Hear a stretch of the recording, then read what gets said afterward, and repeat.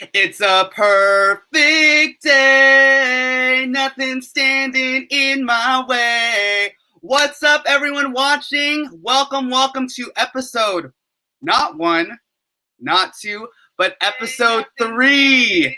Woo! So I am very, very excited. I am so excited to have this panel here today where we are going to be talking about the movie. Wait, I think I gotta hold on. Let me mute my mic.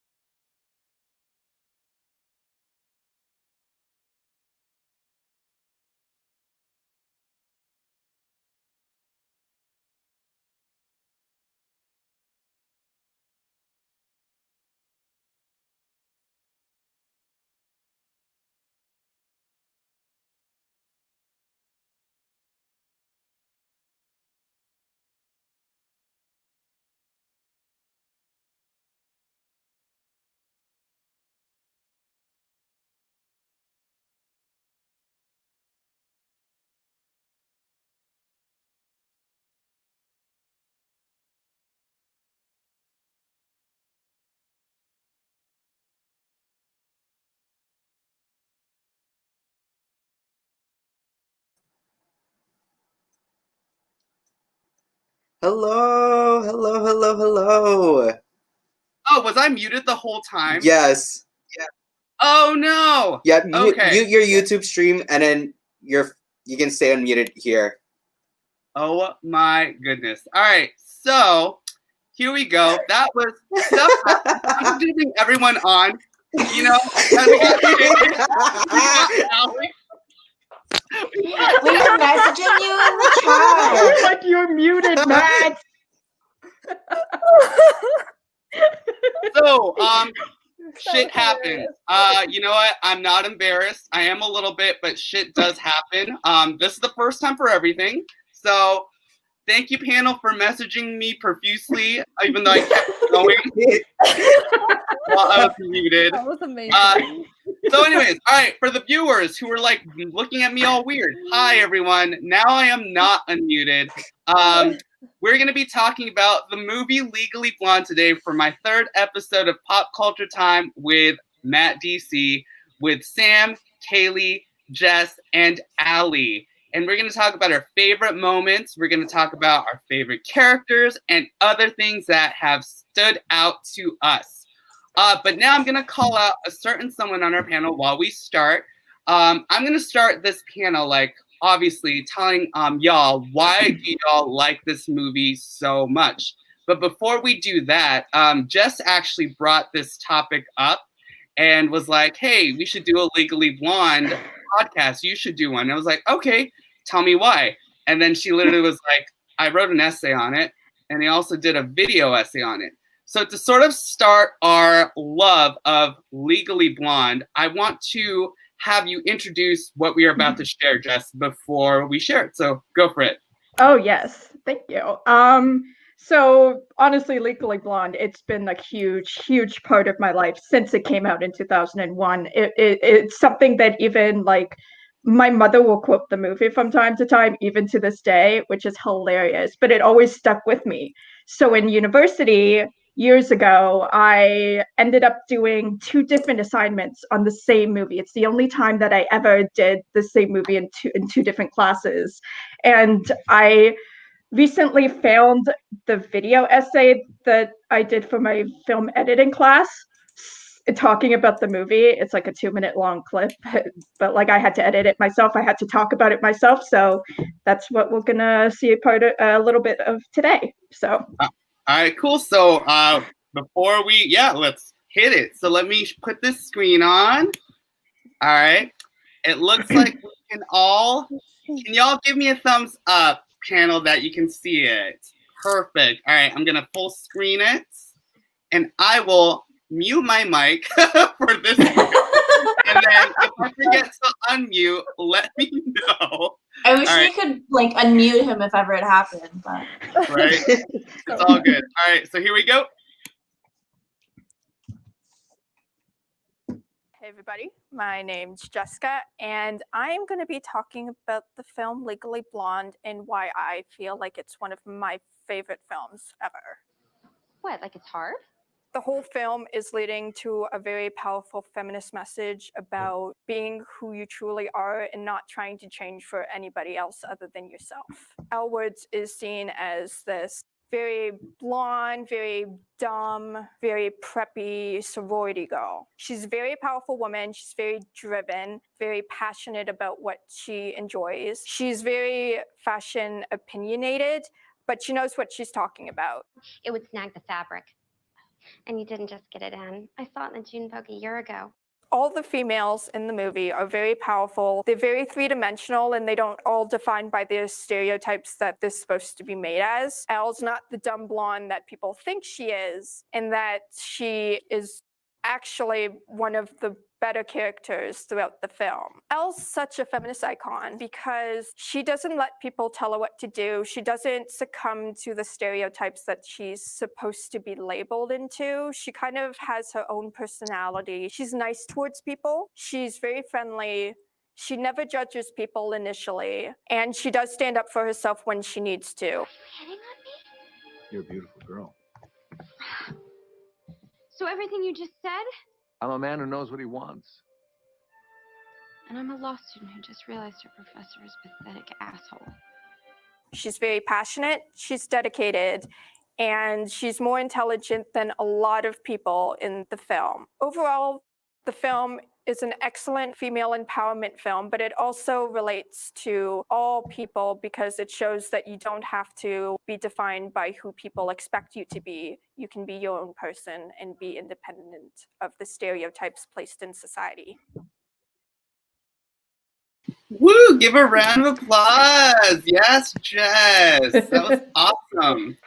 So now, I've noticed that you were talking about which is why I played the video because we're going to discuss why we love the movie so much. Mhm. You talked specifically, Jess, about Elle being super powerful and all the females being super powerful, and that's a pretty big reason as to why I love this movie so much because rarely do, especially Elle specifically, she doesn't play the victim for most of the movie. So, would any of y'all like to elaborate various reasons as to why you like the movie specifically? Like anyone, Sam, Kaylee, Allie, even Jess, what sort of made this movie sort of stand out to all of y'all, and why do you think it's been such a classic after all these years?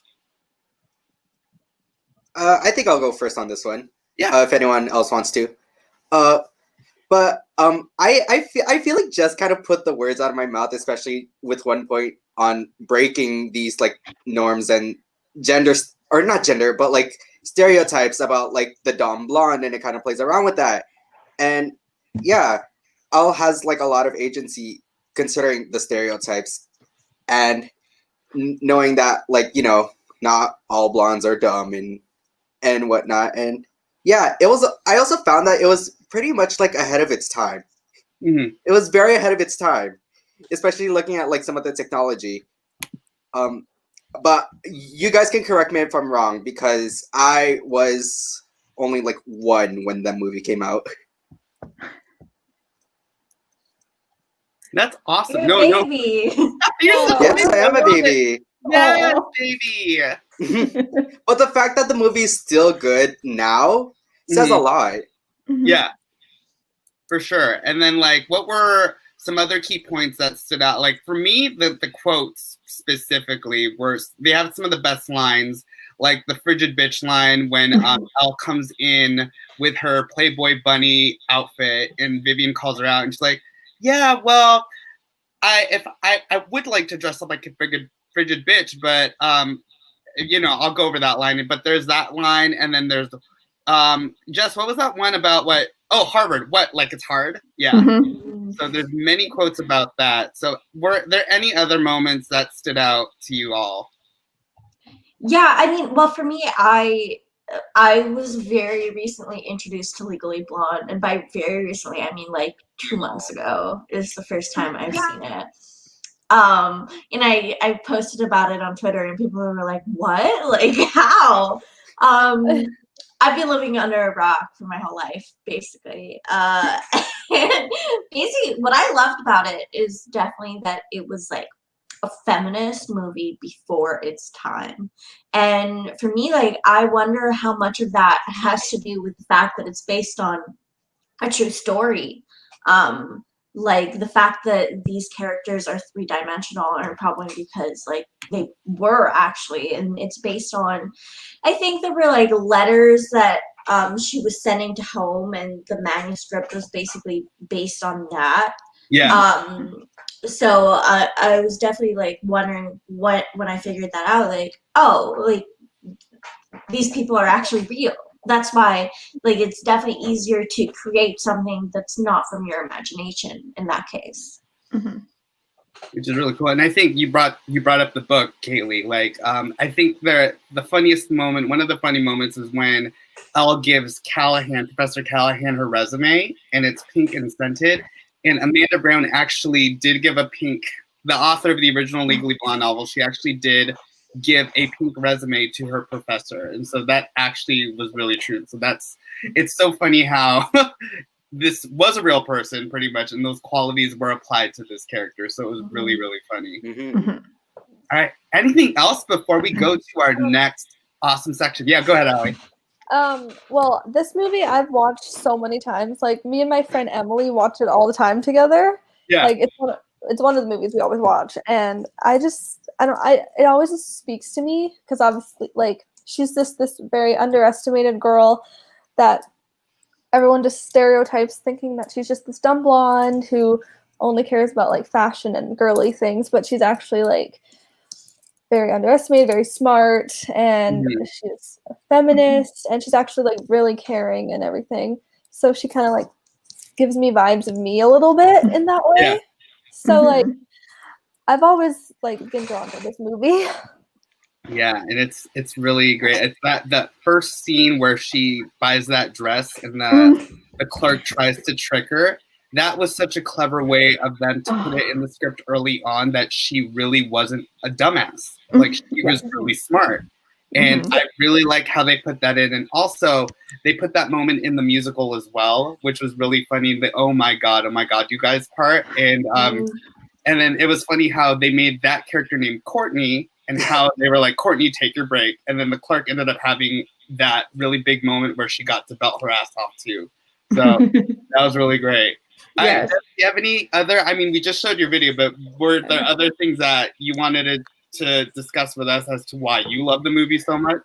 I mean, I feel like everybody has made really great points, and I completely agree with them as to why it's such an important movie, because of the fact that it's not the typical, I mean, I don't love using the term chick flick, but I think that Legally Blonde initially does kind of fall under the chick flick genre, but it is absolutely not a chick flick. It is something more to me, because I've discussed this actually recently with my coworker. He's older and he loves the film as much as I do, and we've had deep discussions about it over the past month or two about why it's such an important film.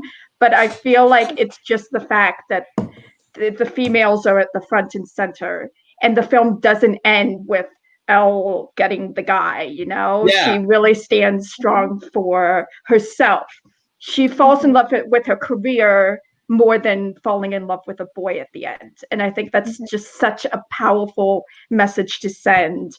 And I feel like back then it wasn't as typical to have a film end with the big grand kiss at the end, you know? So that's why I love it. Yeah, and that's why I love it too, because like it starts out in the beginning of the film that she's like, oh my god, I'm here for Warner, oh my god, I'm hopeless, you know, and it starts sort of that narrative at the beginning where her main focus is to go to Harvard for the guy. But what's really interesting is my favorite movie moment. I mean, there's lots of favorites, but after she's at that party in her Playboy bunny suit, like she finally comes to the realization, like, oh wait, am I never gonna be good enough for you, Warner? And then one of my favorite songs from that soundtrack is that song that plays in the background when she is in line getting her computer, and like that montage of her like finally studying. It's like one of my favorites. I think. Let me play it real quick because it's not copyrighted. I just tested it out so we can play it because it's not as known. But I'm going to, let's see here. It's called Watch Me Shine by Joanna Pasidi. So this one just like, don't you already want to just be badass? Yes. It sounds totally 2000s, but let's forward it a little bit because I don't want to focus a lot of time on this. But, all right, so yeah, it's such a good song, and then we're. Oh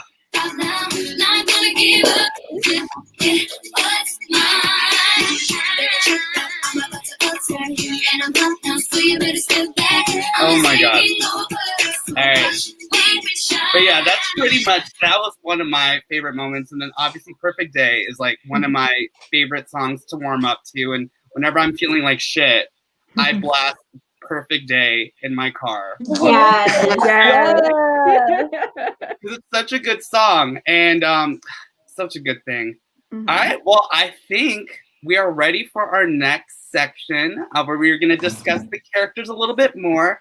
So for those of y'all watching, I'm going to have the panelists, I'm going to give them 5 seconds. They're going to have a pen and paper ready. I will also participate in this. And in 5 seconds, when I say the G-O word, yes, I sound like a teacher, but I'm going to do it. When I say the G-O word, I'm going to have them have 5 seconds to write down a name of their favorite Legally Blonde character. It could be main character, and it could be minor. It could be Chutney, if you want. It could be Enid Wexler. I love Enid. Or Elle.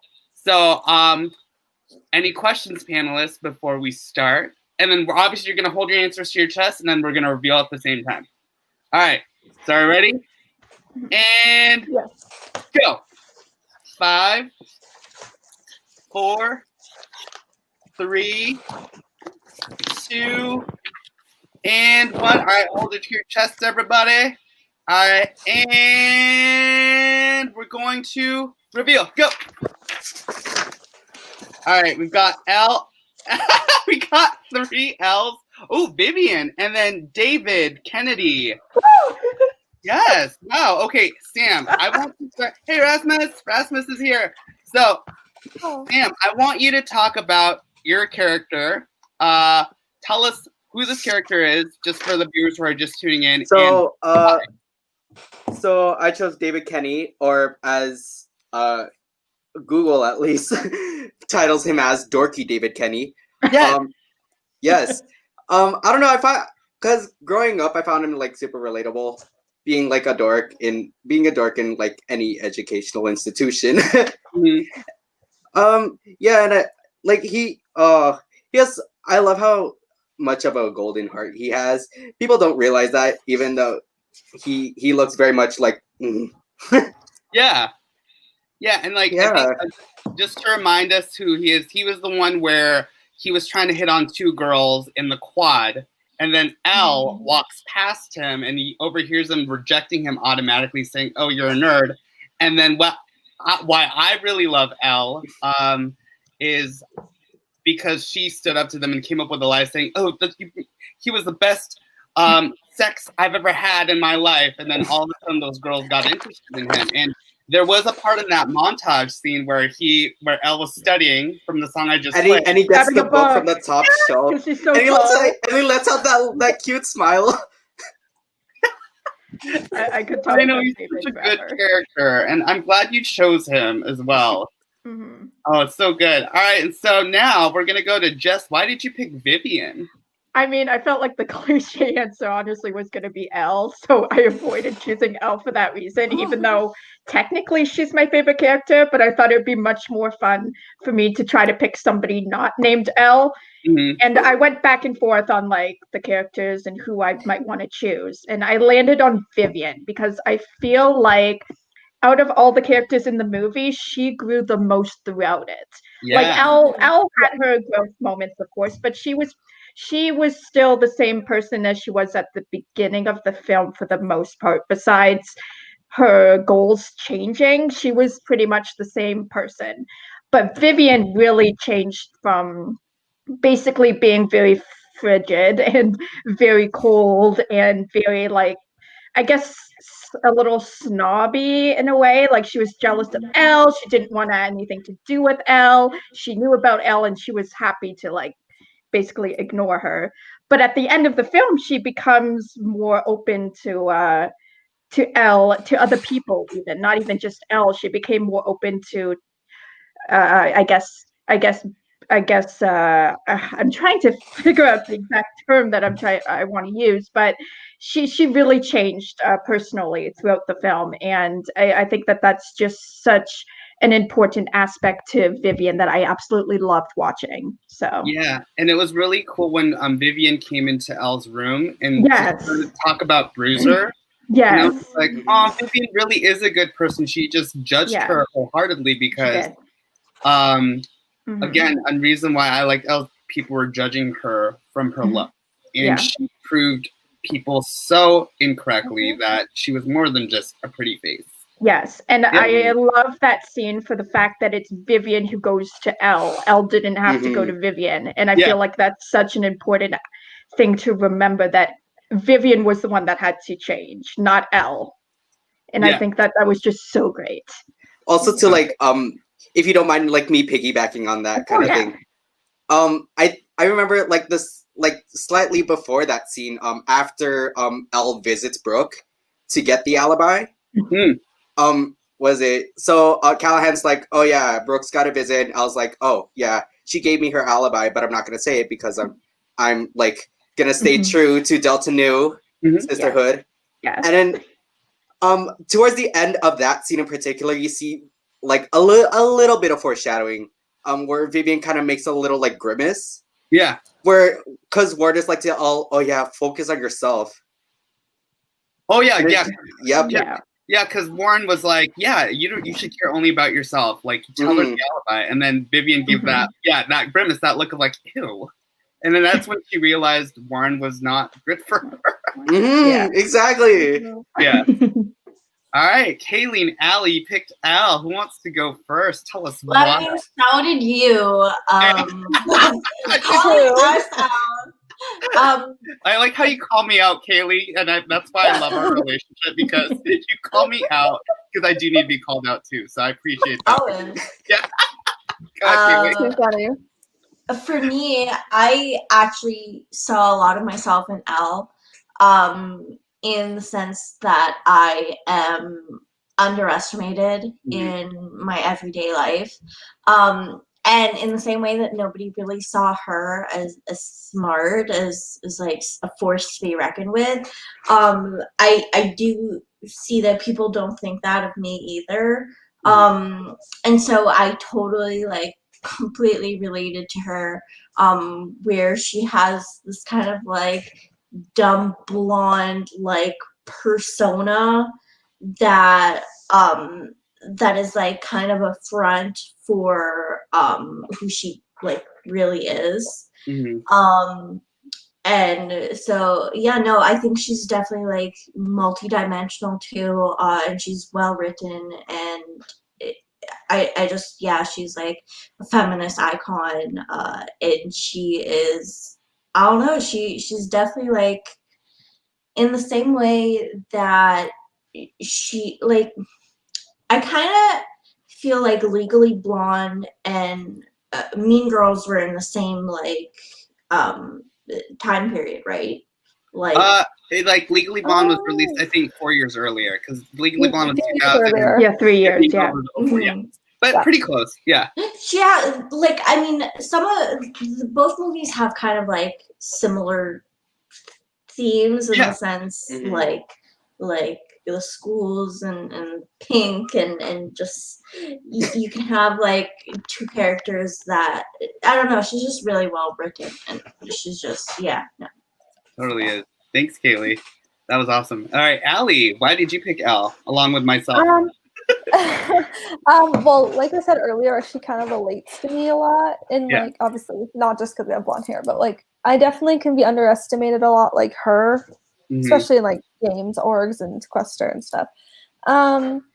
And I'm like a big feminist like her, and she's just a really inspiring character for me, because like she proves people wrong, and her ex-boyfriend in it basically only liked her for her looks, Yeah. and she wanted to prove him wrong and show that she was more than that, and that's what I like to do. And this movie, like, I was like 8 when it came out, so Yeah. I'm not sure when I first watched it, but like I said before, I've seen it so many times, and it's one of the movies me and my friend Emily watched a lot, and she can quote the whole movie. So it's always been one of my favorites, and she's literally one of my all-time favorite characters. Yeah, and piggybacking off of both you and Kaylee, like, this came out when I was in high school, so it was a little before going to college. Yeah, I'm that old, y'all. It's fine. And basically, her being a lawyer, I wanted to go to law school for a bit. Luckily, that didn't happen because I'm not a lawyer at all. But it was at that time where a lot of people in my age bracket were like, I want to be lawyers, and let's be Elle. But a lot of people realized how hard it was, and the fact that Elle was able to become a fashion merchandise undergraduate and was able to study and was able to focus, get a 179 on a VL set, and was able to get out of her funk and go to Harvard Law and graduate at the top of her class was just something that really inspired me, and I think inspired a lot of people, because she pretty much was underestimated. And I think a lot of people, like on this panel just in general, really connected to Elle because she was underestimated so much. And so that's pretty much why I picked Elle, because there was a moment where I wanted to go to law school because of her. And then I realized, man, this shit is hard. Like, what the fuck? All right, so now that we talked about our favorite characters, let's talk about some other characters that weren't mentioned, because this movie had so many awesome characters that we need to talk about. I think one of them that stood out to me was Paulette, was one of my favorites. So I see a lot of nods. So who wants to talk about Paulette? I see a lot of people, because Paulette was also that underestimated character. She was also an underestimated female character in this movie. And I think, let's talk about Paulette. Like, what did you like about her? What stood out about her? Like, why Paulette? Like, I guess I'll go. I guess I'll go in this one again. Sure, why not? First of all, she had some iconic quotes in that, like especially the "I'm taking that dog, dumbass." Yeah. No, I can't do impressions to save my life, but no, it's fine. I love that line. I Yeah. love that line so much. I think a lot of it was also like comedic relief for me, at least, and just I relate to her so much because, you know, she gets like very like with love. I don't know if you guys know what I mean by that, but like, you know, I'm kind of that way too. Yeah. No, we all are. Like, a lot of us are like, oh my God, we can't. Love. What is that? Yep. No, but like also with the first, because Jennifer Coolidge, the actress who played her, is like one of my faves because she was Stifler's mom in American Pie, and she was hilarious. And she's so confident in who she is, but she's such a great comedic actress.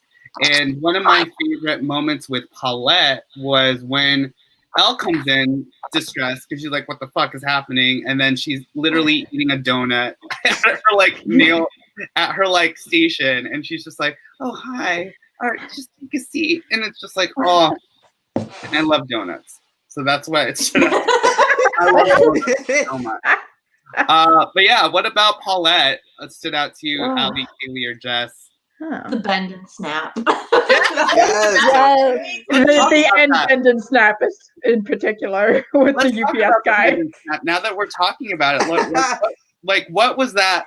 What did that moment make you feel? I mean, looking back on it now, it clearly was filler for the movie. But what made it so good for y'all? I mean, I guess I'll go. Yeah. I guess it's the fact that you're not really expecting like the bend and snap out of like the whole make a move on somebody, you know? And I feel like it was so different and so out there, yet so brilliantly incorporated into the film. Especially once you know that it was supposed to be like a whole musical number, and then they had to change that. Like it wasn't originally like what it was made out to be. Oh, really? Tell us It more. wasn't supposed to be, according to my research. It was originally supposed to be something else. It wasn't originally the bend and snap. I wish I remembered on the top of my head what it was, but then it turned into a musical number. Like I think they actually filmed like a whole musical number for it in the film, Wow. but then they had to cut it down to what it was, what we ended up seeing in the salon. So and I just love how they brought it back around at the very end with Paulette and the UPS guy. Oh, yeah. With the breaking up the nose. I just think that was so brilliant, and it was just so fun, so lighthearted, so funny that I just really loved it. So that was a huge moment that did stand out to me. So yeah, and then her face when she gets up, she's all like Paulette gets up from the bed. She's so proud. So she sees what she did. And on the ground like he's oh no. Oh man. I love the phone call afterwards too. Yeah. Broke his nose. You broke his nose. And then like Elle was just so positive about it. She's like, you know what? Like she said something about like how shit happens, and like, you know, even though something happens, like my friend still went on a date with this person, and they still connected, and then dated for at least 3 months. So you're not totally out of it yet. You're all good. So yeah. All right, Ali. I love that. Oh, sorry. No. Go ahead, I Taylor. love the dynamic between Elle and Paulette too. You wouldn't expect like Elle to have somebody like Paulette as like a sidekick or a partner in crime. You would not expect that at all. But I really loved like the friendship. And when Elle goes to the trailer with Paulette and kind of becomes her lawyer to get the dog back, that was so much fun.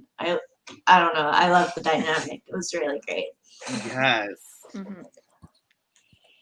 Any character that Jennifer Coolidge plays is honestly just hilarious. Like, she played like a villainous character in a Cinderella story, but on this one she was just like really funny and like really like obviously she was like Elle's best friend in it, and I just thought their friendship was adorable. Like I love how much it grew during the movie, and how Elle kind of took her under her wing.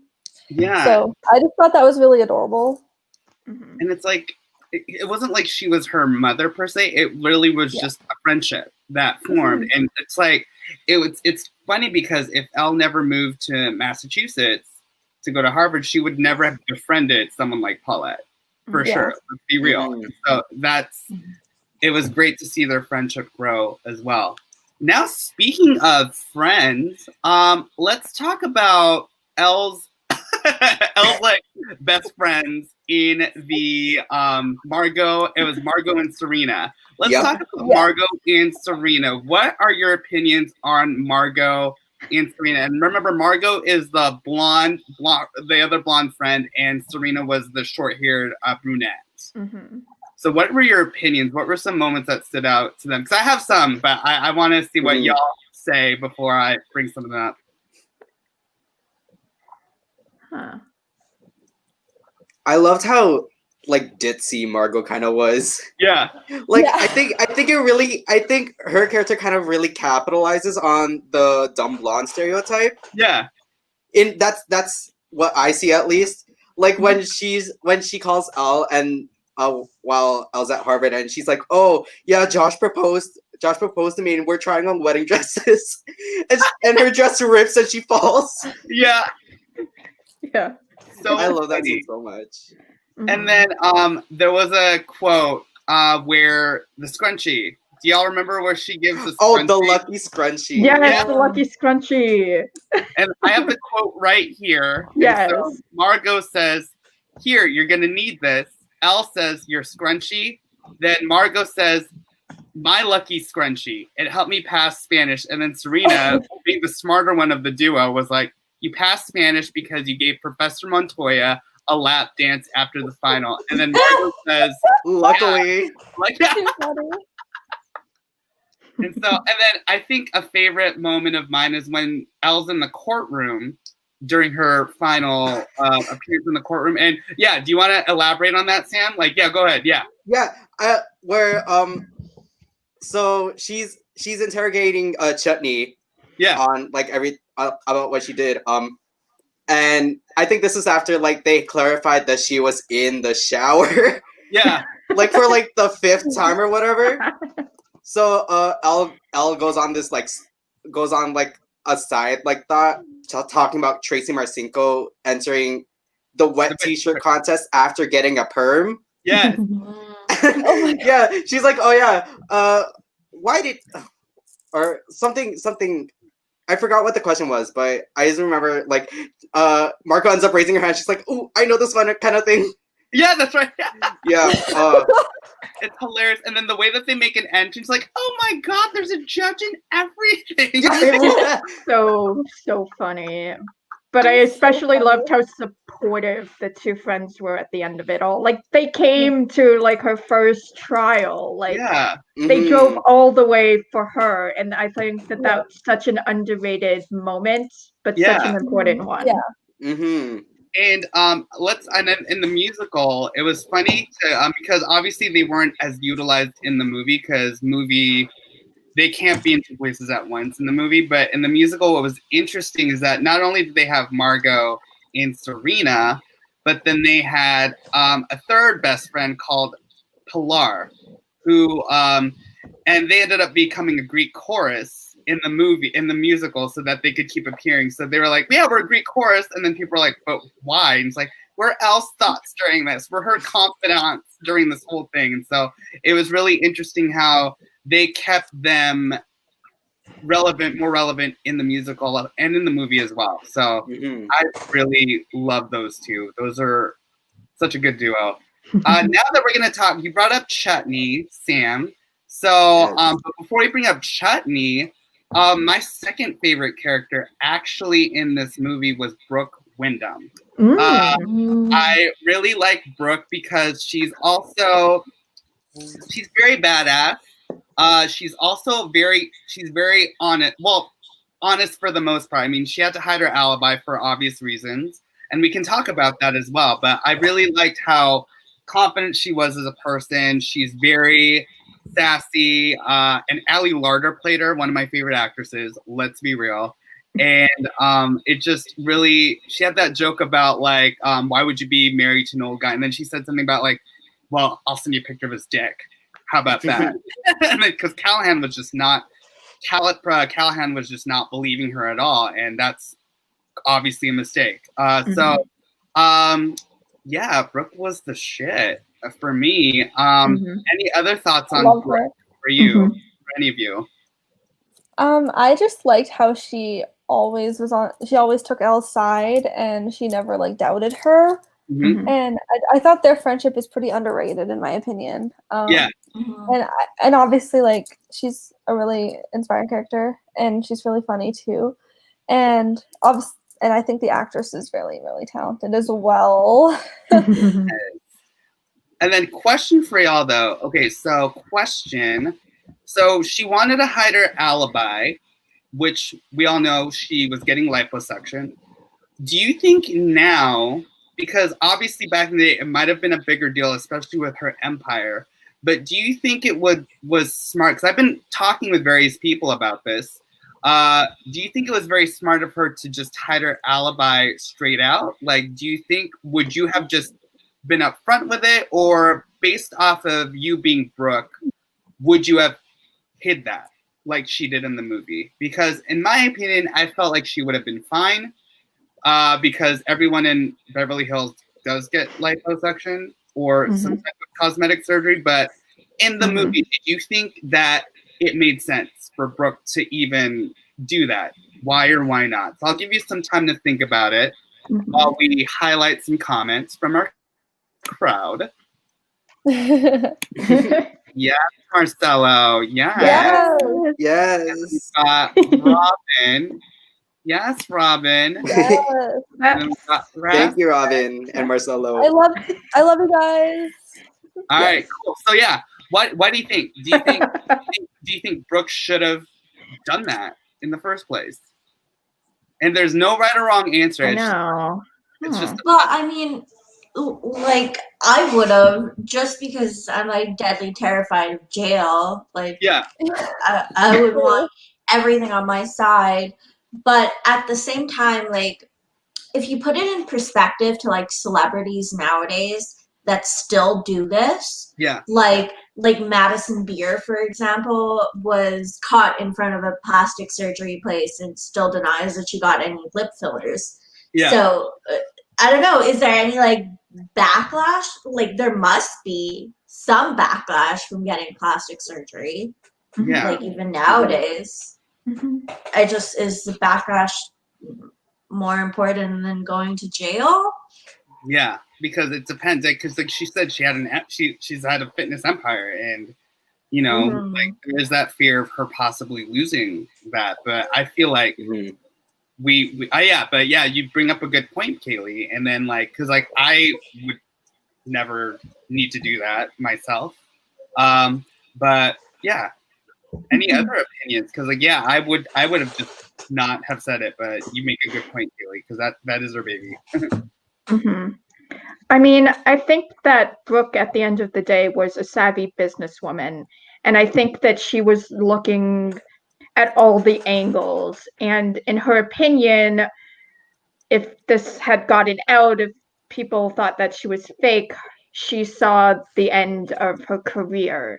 And she clearly prioritized her career over everything else, which again is very interesting in the context of the movie, which Elle falls in love with her career before, like, more than a boy at the end. Yeah. But I mean, personally, I would have just given the alibi again for the reasons Kaylee even said. Just like, I think going to jail is slightly worse than, you know, having an alibi be that you got liposuction, and that goes against your business. Yeah. So. It was a side question I had, but did they ever like disclose like how long Brooke was in jail for?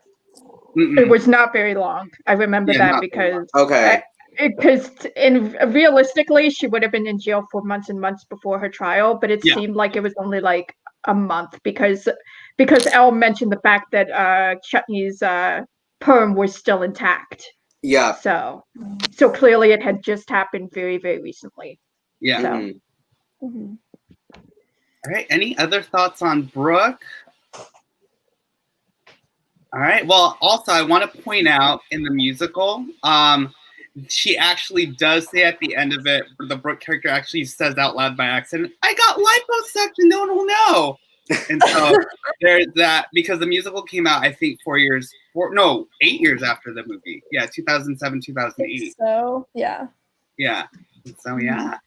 Now, yeah. Oh, good. Yeah. I had a thought about Brooke. Well, mainly in the musical, like that was probably like seeing the musical. It was one of my favorite numbers done on its feet. Yeah. That looks so tiring to do.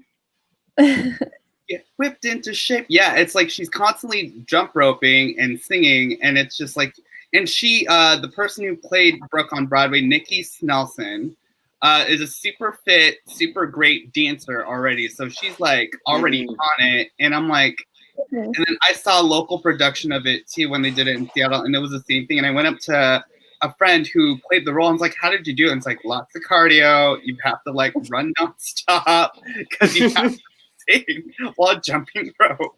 And so, yeah, I love Brooke though. Brooke is awesome. I think it was super interesting regarding Brooke.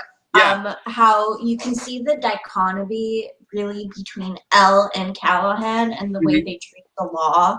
Whereas Elle kind of shows that she believes in a person, Yeah. whereas Callahan shows that he believes in the law and nothing else. Yeah.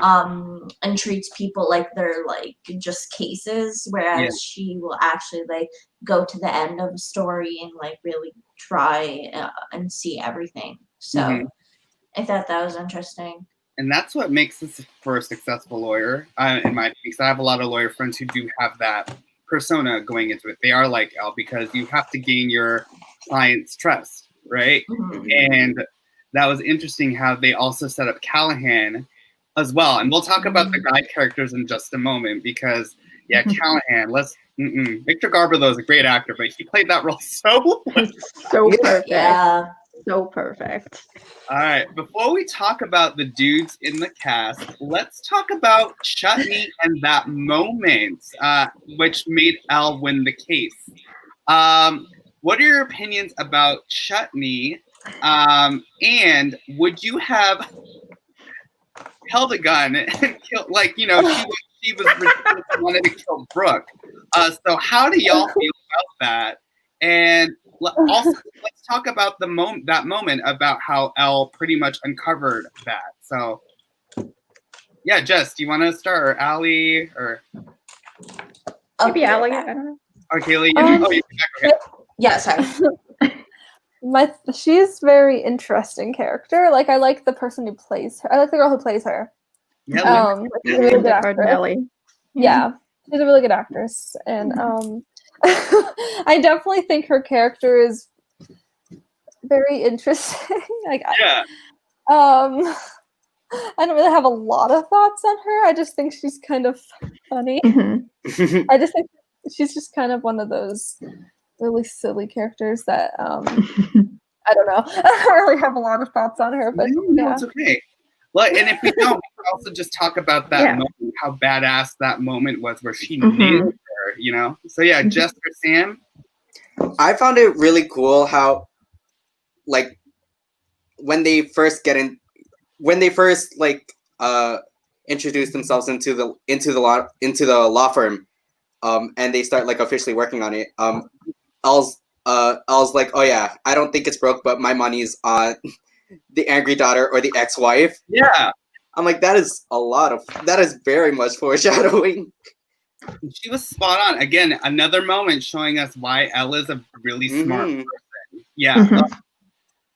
Like, my favorite moment is just, like, when I first watched the movie, and I think y'all agree with this, like, we were like, where's she going with this shower talk?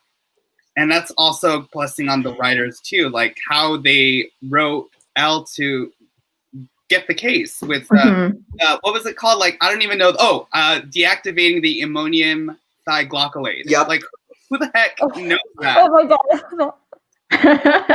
I'll read the quote exactly. So it goes, Elle said this, exactly, because isn't the first cardinal rule of perm maintenance that you're forbidden to wear your hair for at least 24 hours after getting a perm at the risk of deactivating the ammonium thioglycolate? Like, would it's like, yeah.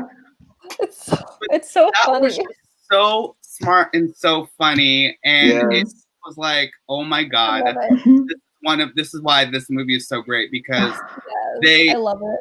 Yeah, it wasn't just a simple like, I'm gonna be an underdog, but the way that she went at it was like, and it was something that she knew, you know, like not any typical lawyer from Harvard would have known. That from her own experiences, which makes her that more powerful as a character, because she isn't a typical Harvard lawyer type, you know, and it sort of was really great. Yeah. As Elle said towards the end of the movie, any Cosmo girl would know. Yeah. Yeah. What, like the part? Yeah. Yeah. Oh, that moment was so good. I understand. I know Chutney is a very minor character. She only appeared in like 3 scenes total. Yeah. She's not a very big character. Exactly. So it's harder to talk about Chutney as a character just because she didn't appear that much. Her entire role was just being leading up to her being the killer. Yeah. But I think the fact it had more to do with Chutney basically being a catalyst for Elle proving herself at the end. And that's why I love the moment where Elle just switches as soon as she heard Chutney say, oh yeah, I went out, got perm, came home. And so that look in Elle's face, and I credit that completely to Reese Witherspoon, just like that subtle like switch from like uncertainty because she was just doing this for the first time to absolute confidence. And that spin around as she turned back, it was just so perfect, and it led to one of the best scenes I've really seen in that movie. And It's such an iconic scene. It is very iconic. And now piggybacking off of you saying catalyst for Elle's success, there was another moment before that that also led to her success in the courtroom. And I forgot, was it Ricky, the pool boy? Enrique. Okay, so Enrique, the pool boy, the way that it was, okay, I'll have to be looking back. This is a part of the movie that's sort of a little dated, which I agree with as a gay person. Yeah. Because it was very one-dimensional, but they needed to get to that point. So I still love this moment, but I also realize now it wouldn't fly as much. But what I want to talk about is, again, this shows how Elle was so smart, again, realizing this. And so who wants to elaborate on that moment? Like, what ended up happening at the water fountain? Like, what was the brand? Was it Chanel or Prada? It was Prada. It was Prada. The last season Prada shoes. And the way that he said it, he's like, don't stop your last season Prada shoes at me, honey. Oh my god, that line. And then Elle has another one of those surprise turnaround moments. Which is like, and he's gay. And then another favorite quote of mine from Brooks was saying, "I'd like, as a gentleman, I'd never sleep with the man wearing a thong. I just like how he cleans up the pool." And it was just like, oh my god. I think that is so hilarious. I feel like that's an underrated line as well. Yeah, that line being quoted as much. There's so many good one-liners in like one. So good. And then the way that Emmett, and we'll talk about Emmett after this because I love Emmett. But the way that Emmett stood up to her and just questioned it, the way that he just questioned her, right? About how did you do this? And your boyfriend's name is? His name is Puck. Yes. You bitch. I loved it. You bitch. So, question for y'all, because maybe it was just me being very naive when I watched it for the first time, but did you know that twist was going to happen before that water fountain scene? Yeah, I didn't either. No, I was 8. I didn't understand. I didn't even know what the liposuction scene was until much later on. I was like, I don't understand why this is a big deal. Yeah, right? And then, like, that's what, a lot of these movies now as we're watching it older, we're like, oh, this is what that means. And this is because, like, when I did the Clueless talk, we were like, a lot of the adult jokes pretty much went through our head. Because now I'm looking back on it, too. I watched it again in college, and I looked at how Enrique was dressed, and I was like, okay, I could sort of see it now.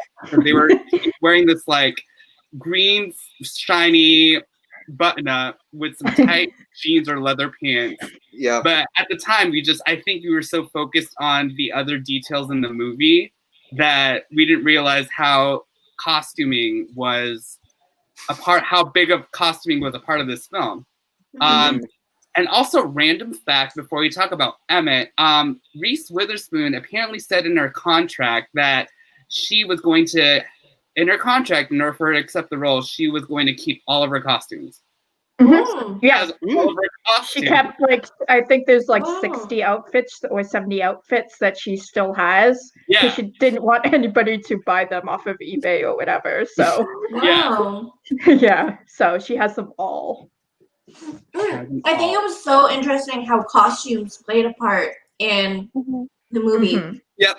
And you can see that with Elle's evolution in style. Where you have her wearing all pink at the beginning, and then in the middle, once she gets to Harvard and tries to fit in, she starts wearing her hair pulled back with glasses and plaid. And then at the end, she's back to wearing pink because she's like refound herself, and it's definitely very interesting. Yeah. Mm-hmm. I was actually thinking of possibly being her for Halloween, maybe. Yes, You she was. should. I did that in high I'm school. thinking about it. It'd be Yeah, so the cute. costumes were insane. Mhm. What was I thinking about? Yeah, my favorite Elle piece was when she first enters Callahan's law office. Like it was like the black dress with the little froofy opening where she goes head and head with Vivian, and she's like, "Hey Vivian, how are you doing? Nice to see you." So I like that outfit a lot. And her video essay. Now that you're coming up with costumes for bathing suit, that whole, oh my god. I object. But what else was in there? And she talked about the random fact was the days of our lives. Was it Jeff or whoever said? Yeah, the days of our lives fact. Like I can say any fact at the top of my head, and then like Margot just comes up and it's like, what happened on Days of Our Lives? Too funny. That's such a good moment. Oh, Peyton's here. Love. I'm gonna say, let's say hi to Peyton. Hi, Peyton. Hi. Hey. All right. Yeah. So, any other thoughts about Enrique or costumes before we talk about my favorite male in this film? All right, let's talk about Emmett, y'all. Emmett. All right, describe him. Like, why do we love Emmett, or why do you not like Emmett? I mean, it could go either way. No right or wrong answer. I feel like the one word that pops up into my mind when I think of Emmett in the movie is faith. Yes. Oh. Yeah, because I think one of the I feel like that's what he was mainly associated with, just like having a little faith in someone kind of thing. And he was very much that supporting character that kind of like helped Elle become who she ended up evolving into. And I found that really cool to see.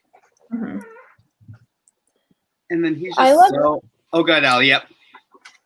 I love Emmett because he likes Elle for her and not just for her looks like Warner does. Yeah. And I just think he's so sweet and he's so loyal. So like I think he's like the nicest person in the movie. And they cast him perfectly. Luke Wilson. Luke Wilson. I love him.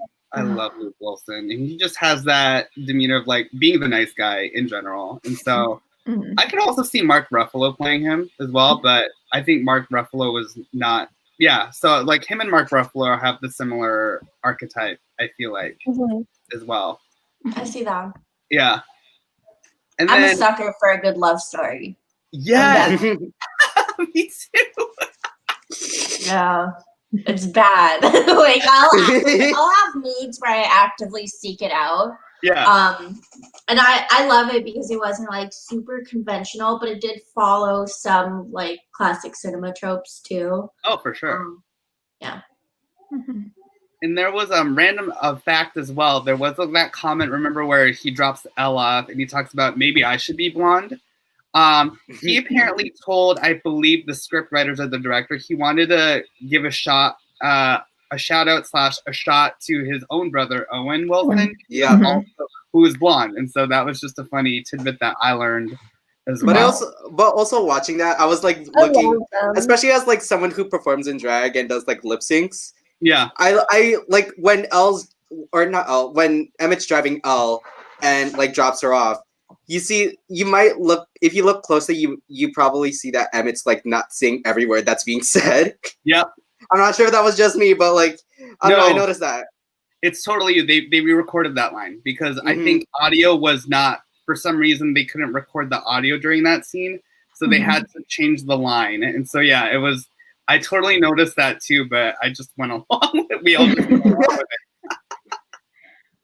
And then also in the musical too, with the character of Emmett, there's a scene where Elle does take him shopping to get a better suit.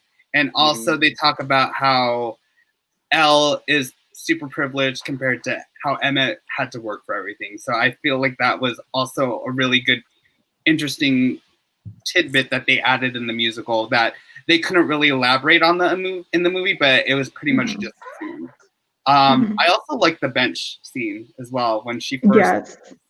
It's just like you could see that happening already. Also, did y'all? I mean, we're going to talk about Warner soon, but did y'all know that the movie was? And Jess, you can correct me if I'm wrong as well.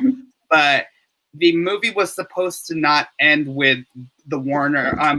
The Warner. That was one of the facts that I was going to mention later on. But yes, it was. They had a completely different ending. They had a completely different ending, and it was because test audiences didn't like the ending that they actually filmed.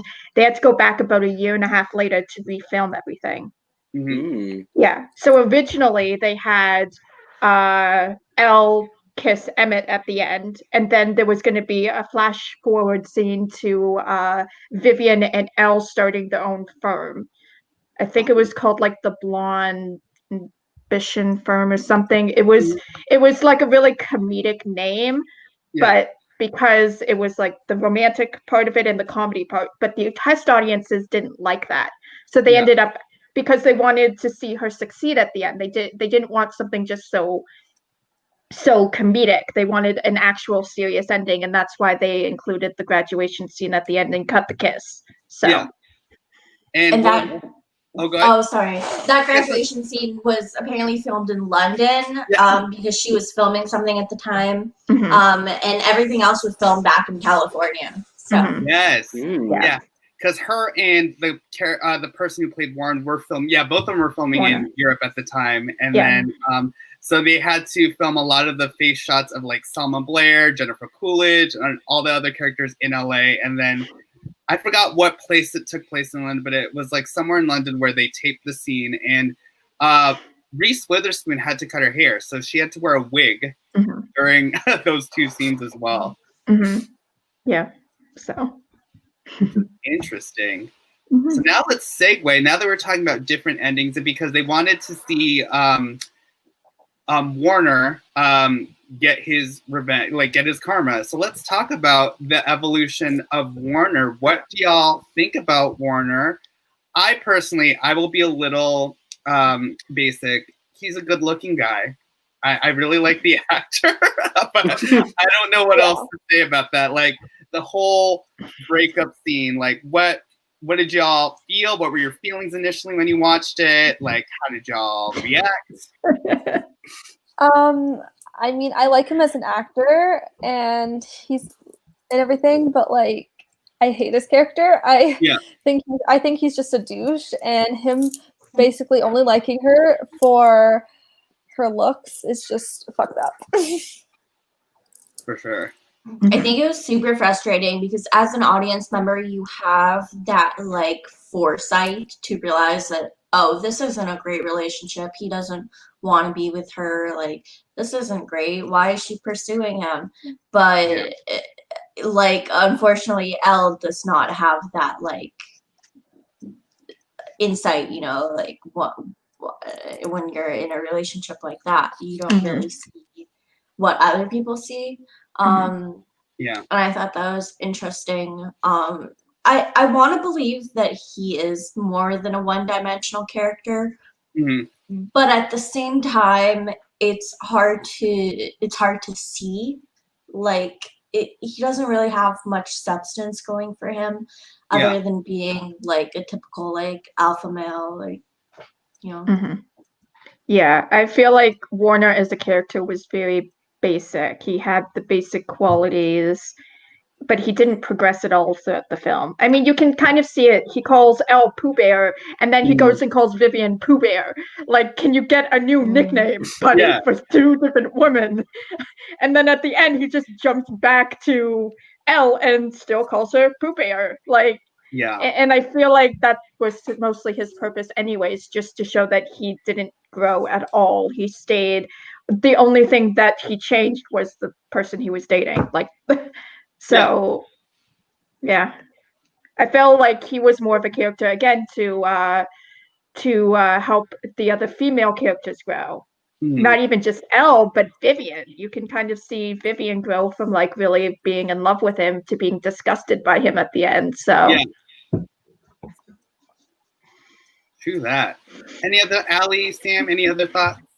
I don't really have that many thoughts about Warner. Yeah. I mean it to be like shitty and whatever, but you know, he's a good-looking guy, and I pretty much agree with like all your points. And it's funny because in the musical too, we're talking about Elle starting off as like the typical Cali girl and becoming a lawyer, and then we have Warner going that same route. But then in the musical, it's revealed at the end that he goes back to California to be a model because he would make more money as a model because he's not that good of a lawyer. And so I find that really funny that they added that little section in the musical to sort of like be like, you actually are Elle, the Elle that everyone thought was Elle. So you go, Warner. All right. So before we end this podcast, I do want to talk about the two professors. There was Professor Stromwell, who was the first professor that Elle met. She did the Aristotle quote, and then she had that moment towards the end where it sort of got Elle back on track. And then we have Professor Callahan. So what did you feel? How did you all feel about the movie balancing two professors and having them be on two different wavelengths? Like, was that successful for you as a viewer? Did you feel that one character should have been used more? Like, what was your initial thoughts just from watching this more as you rewatched it more? I felt like I'm very curious to see how different the musical would have been had there been Miss Stromwell in it. Yeah. Because the entire like time in the musical, the only like one professor there was Callahan. Yeah. And they ended up replacing Stromwell's line with Vivian, which it worked, but for me it felt a little weird. And Vivian in the musical looked way older than she was. Yeah.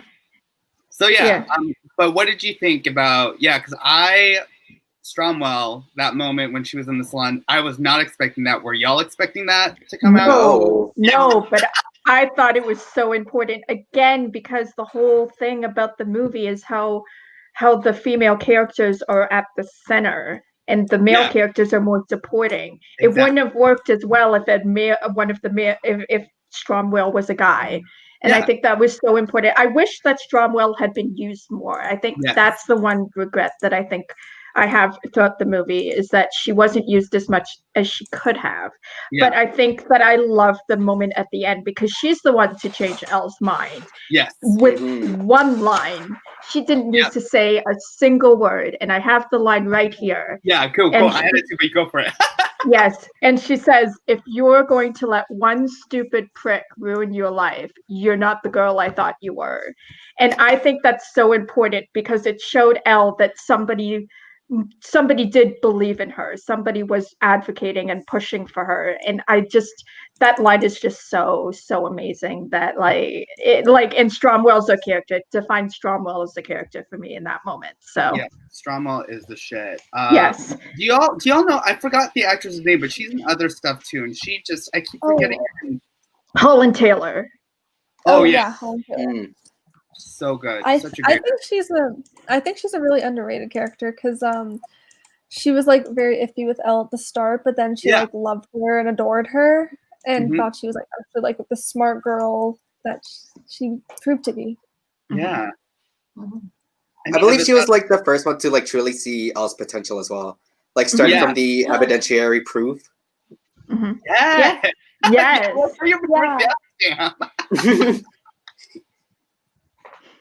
All right. Any thoughts? Oh, let's talk about now Professor Callahan. We can also just not talk about him as a character because I feel like we all know how we feel about him. But let's also talk about his class, like also certain moments that Elle came to fruition in his class.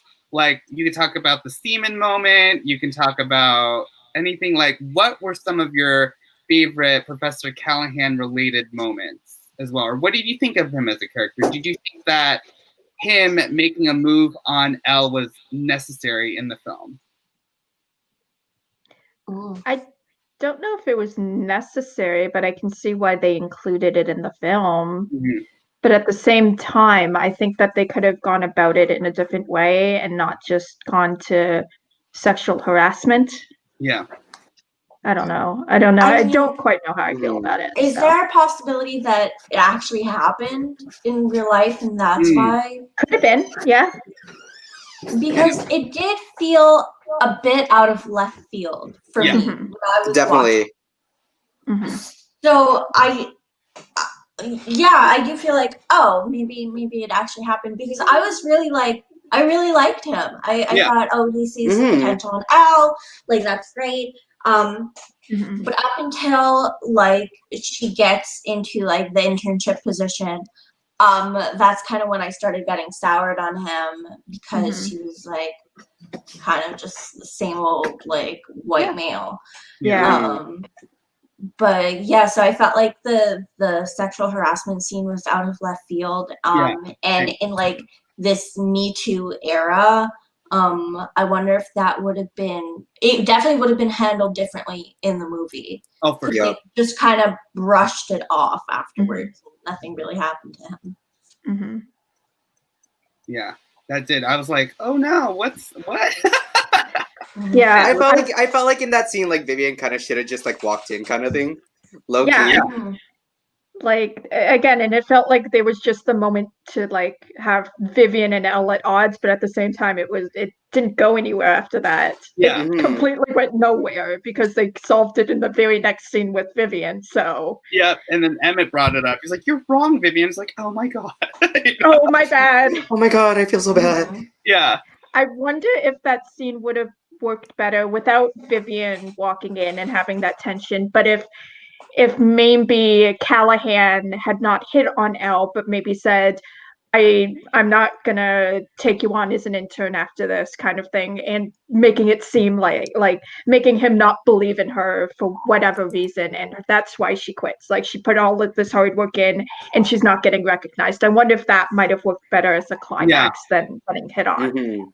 Yeah, because it sort of felt like, and Kaylee, you touched upon this too. Like, I mean, Callahan was pretty much an a-hole a little bit, but he wasn't like a horrible character until they really did a curveball. Because like, I think what I also want to play devil's advocate with that moment too, and I feel like maybe this was in the book as well, but there are professors who are like that with students, and so maybe they wanted to touch upon that as well, just to sort of show people, especially because it was in the early 2000s, where we were still figuring out, I mean, we still are in this world, but we're at least a little better at it now, saying like, this isn't right and this is wrong. Whereas in the 2000s, everyone was just like, we're happy with the pop groups and all that stuff. And so I think it was a good, while it was out of left field, I felt like it was a good starting point. And I think I'm glad that they sort of did it, but it just felt, again, there was really no inclination going up to it. It was just like, bam.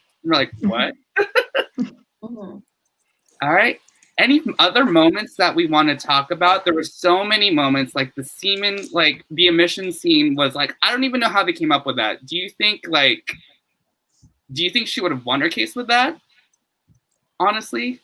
Because they were talking about, so the scene talks about how she ends up saying like every sperm emission should count, but like even masturbatory emissions like don't count as well. Like how did y'all feel about that? Did she really nail it? Or because I'm still confused about watching that over and over. I'm like, did she really win her case? I mean, okay, in my opinion, thinking about it now, like it's nice to see like the development, but I guess you can say in some ways she did win her case. Yeah. But I'm not sure if it was worth like hiring her into the law firm. Yeah. It's just insane. It was just so much like, oh my gosh, like I guess she won her case. It's just I'm confused with the sperm emission. Because like I think the fact that she like looked at it from a different perspective than most people did is what like really drove the point. Got it. Rather than the point itself. Got it. Sweet. No, that makes so much sense because I was very one-track mind. I'm like, how did that makes sense. But you're bringing up that very good point, Kaylee, about how it was a different track. It wasn't very typical because Elle is not a very typical character. Yeah. And let's talk about some more classroom moments before we end, because we're pretty much at the end of our time. But I think before we end, I just want to visit some moments like Vivian and let's talk about the Vivian and Elle classroom interactions. What were some of you? There are like a few, but what were some of the moments that stood out to y'all that made you chuckle or feel bad for either character? I mean, I definitely felt. Oh, Jess, you want to go first? Yeah, sure. I feel like the very first scene, obviously, Yeah. the first class that Elle went to, and Vivian just completely. I guess Elle was expecting. I don't know quite what Elle was expecting. I think she was hoping that somebody like Vivian would support her, and that maybe she wasn't prepared because this was the first day. And the fact that Vivian just completely turned on her, despite the fact that they didn't know each other at the time, it was just so interesting. And I did feel bad for Elle. So yeah, I was basically gonna say the same thing as well. I felt for Elle when she got thrown out, quote unquote. I know, that was so sad. Yeah. I mean, yeah, but at the same time, it was necessary because That's true. That's true. True. So there was that silver lining. And then the Malum Prohibitum line during when Malum Prohibitum or Malaman say, and then she's like, "Oh, because I'm not afraid of a challenge." And then Selma Blair made that look. So good. All right. Any other moments before we end our time here talking about this movie? Like, what were some other minor moments? We think about Enid, Wexler, the party scene. The parents, Elle's parents. Like how they didn't even believe in her. Oh, yeah. Her parents were very one-dimensional. So there are a lot of one-dimensional characters in this. Let's be honest. But and then also I noticed too the sorority. There was a fact here that said this too, and I think I noticed this because I'm a person of color. It said in the facts in IMDb that all of Elle's sorority members were white. Oh, yeah, they were. Yeah, they were. They did a better job, in my opinion, as well as a person of color in the musical because there was more color in the sororities. Yeah. Was there? They had Pilar, which she's always an African American character. Oh yeah. Okay. Yeah. So and Pilar actually had one of the most lines with the new best friends. So that was really good that they improved upon that. But yeah, it's a reflection of the 2000s again, where we didn't realize how white those movies were until now. I didn't even realize watching it 2 months ago, but yeah, there basically isn't any diversity at all. Yeah, not even in Harvard, if you notice. Except for the only person of color was Enrique, I think. And Enrique Salvatore, yeah, and that was it. So it just I mean shows there were a couple women in the the Bend and Snap. Yeah, they had they had like 3 black people, I think. Which was very interesting. Wow. Yeah, no, I didn't even that didn't even click. Yep. And then there was the Chinese nail. Oh yeah. Oh, that's right. at the beginning, where Elle realizes that she wants to go to Harvard. Oh yeah, where she's like sitting down on the couch and she's sitting next to the old lady. Yeah, and then her friend's getting her nails done with the. Oh yeah.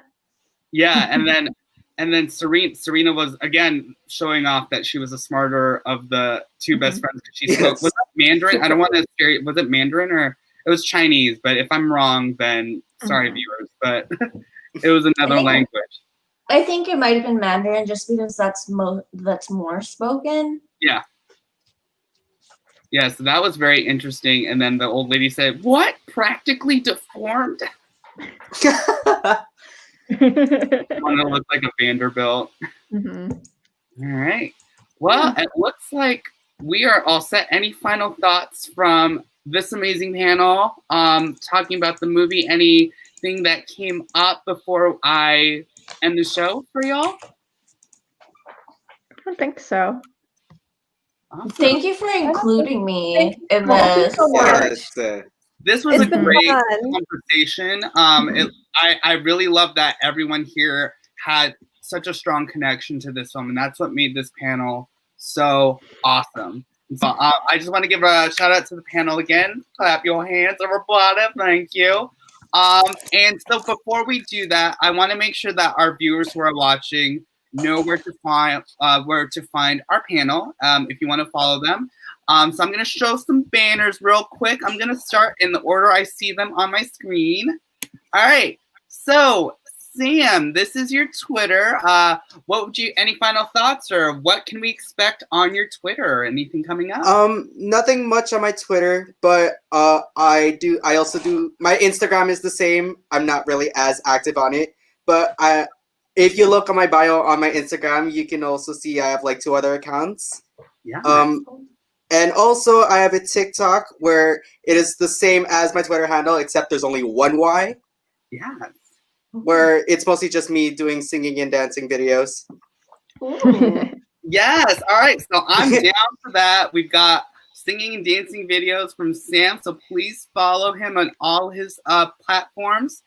And up next, thank you so much, Sam. We've got Kaylee. All right. So Kaylee, any final thoughts, and what can we expect on your social media platforms? And do you have anything to promote? I don't know if you have anything to promote. I don't think you do. Maybe you do. So let us know. Well, my Twitter is kind of okay. I mean, I try to be funny, but I only really get likes when I tweet about Sequester, so it's mostly that, and then some occasional music stuff. I have a song on Spotify that reached 27,000 streams today. Damn. So that's exciting. So you can go stream that if you want. Called Other Side. Yeah.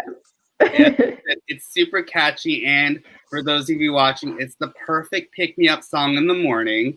I'm always like, the first thing I do is I brush my teeth and then I play it, and I'm like, I'm feeling really happy. You see, I was hoping that for last night's mini they were going to use your song. I was so expecting that, and then it was Kevin Falk. So I'm like, okay. I mean, it's a good second choice. Well deserved promotion. Yeah, that was hilarious. Yes. That's really nice. So good. All right, so up next we've got Jess. So follow Jess here. Any final thoughts or anything that we can expect from you going forward? And you've got Bruiser. Show Bruiser to the camera. Yes, Bruiser. Yeah. Well, I mean, my Twitter isn't that active. I really only started using it just before I joined the Sequester community. So, so I'm still working on posting a little bit more, posting different things, but it's gonna just mostly be Sequester. Other than that, I just want to thank you for having me on this panel. And I Legally Blonde is the one thing that I am very, very knowledgeable in talking about. So I was happy to be able to do that today. So especially with all the Canadians. And Matt. And Matt. All honorary Canadian, one American. An honorary Canadian.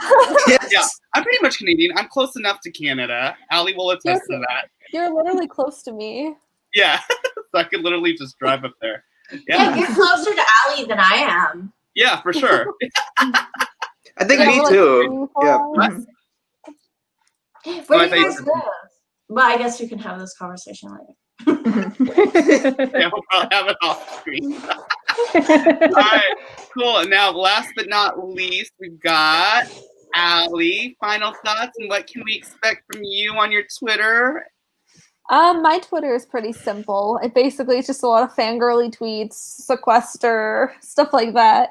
All that fun stuff. And like my silly 4 a.m. tweets. Yeah, I know you do a lot of those 4 a.m. tweets, girl. And that's not a big deal. I'm just like, girl, she's up late. And thank you so much for having me. It was really fun, and I love this movie so much. So it was an honor.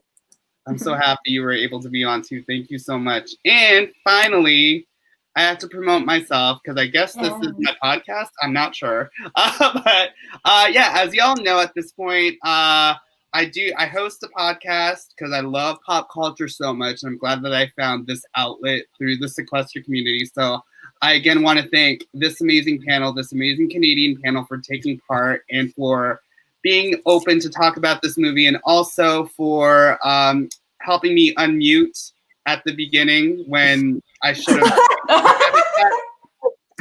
That was so funny.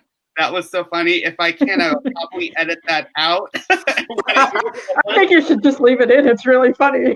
I should. Okay, I will just leave it in. It shows me that I'm not perfect because no one is. And so, yeah. Own it. Like L Words would do. Own it. Yes.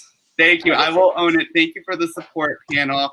And for those of you who don't know, I'm a performer too. I sing. So I post singing videos, and I think, Haley, I will agree with you on this one. The only posts that get a lot of likes are Sequester based. Right. So I try to balance it out, but it's like I can't even balance it out anymore. I'll get like 4 likes for a non-Sequester tweet, and I'm like, what? I know, literally me. yeah. Oh my God, it's so true. And so while we end this, I'm gonna end this with a message from Robin. Love you all. Love you. We love you, Robin. Love you, Robin. Love everyone in the community. We love the viewers. Thank you so much for watching. And with that said, we are out. Woo! We did it. We did it. Yay.